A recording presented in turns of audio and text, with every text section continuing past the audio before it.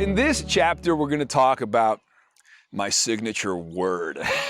We're going to talk about my favorite of all positive emotions. We're going to talk about awe, an experience of such perceptual expansion that your mental frameworks, that your mental models, that your mental maps of reality are dissolved in quaking, annihilating glory. A moment that stretches your mind, that blows your mind in an exhilarating neurostorm of intense intellectual pleasure. And we'll talk about how awe, in addition to recentering and annihilating and then renewing you, also leads to all these wonderful things in your life, like increased creativity, well-being, compassion, all that jazz. So this is the chapter, ladies and gentlemen, on awe.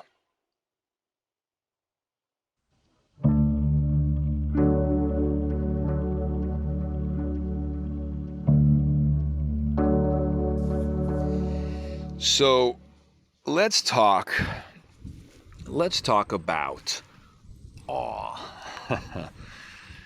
Awe is a state of consciousness that obliterates you in quaking, annihilating glory, in the words of Terence McKenna. It's a word, it's an emotion, it's an experience that has come to define my life, that has come to inspire my reason for being. I call my videos shots of awe. What is awe? Well, positive psychologists, researchers out of places like Stanford and like Berkeley have described awe as an experience of such perceptual expansion, such perceptual vastness, that your mental maps, your mental models and approximations about the world are obliterated, forced into a state of accommodation. You are ready to receive, whereas once I was blind, now I can see. See, human beings, we're born into the world as children, full of wonder and curiosity. The world is a mysterium tremendum fascinosum.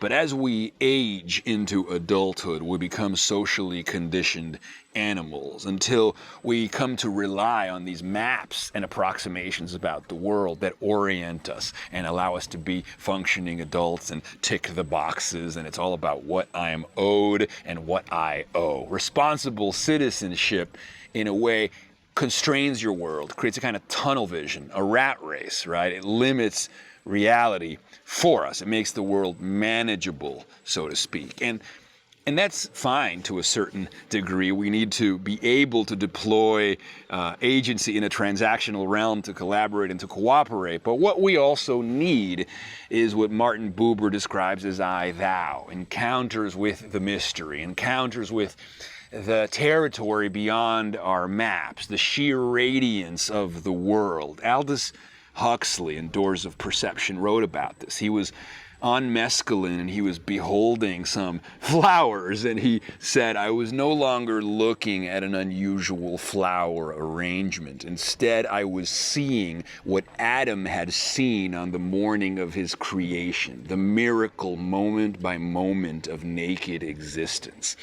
And these exhilarating neurostorms of intense intellectual pleasure, the miracle moment by moment of naked existence, has a capacity to both crack us open, annihilate us, but also resurrect us. Whereas once we were blind, now we can see. This is an experience of unselfing. This is an experience in which we are cast aside. We die and we are reborn. And it turns out that the afterglow of these experiences of awe, these experiences that shatter us, these experiences of Stendhal syndrome when beholding the beatific and the beyond to the point that we go almost catatonic. These experiences leave us with increased feelings of well-being, increased feelings of compassion, and increased feelings of creativity. So Timothy Leary was right. In order to use your head, you've got to go out of your mind, or you have to get out of your head and into your senses. Lose your mind and come to your senses. And these moments of awe, what Roland Barthes described as the curtain parts and what had never been seen is devoured by the eyes. It's distinct, abrupt, framed. It is already a memory. These holy moments, these encounters with the mythopoetic and the sublime, these encounters with the undeniably sacred, they purge us. They are cathartic. They are moments of reconciliation. All of our desires are abolished by the plenitude of their satisfaction. We need awe. We need to be blasted open. We need to be cast aside. We need to see the light. Awe is what it's all about. Awe is what we live for. We recontextualize the self as a marvelous conduit in a timeless whole from which molecules and meanings flow, from neurons to nebula and back again, as Tim Doody wrote. And these psychedelic experiences of death and resurrection force us again into a state of accommodation where we encounter the land beyond the maps. So we are in the infinite, we are in the mystery, we are in the Garden of Eden, we are boundlessness. We are boundaryless. We are freed from ourselves and our trappings in the inner critic, and we are resacralized, and the world is resacralized. And so awe heals, and what is needed, therefore, is prescriptions for awe. Right? I think it was Rebecca Olson, maybe I'm butchering her name. She said, we have a responsibility to awe. Carl Sagan said, we are a way for the cosmos to know itself. We must marvel. We must be like Ellie Arroway, played by Jodie Foster in the film Contact, when she goes through the Stargate and witnesses a celestial event and is brought to tears and said, I had no idea, I had no idea, I had no idea. They should have sent a poet.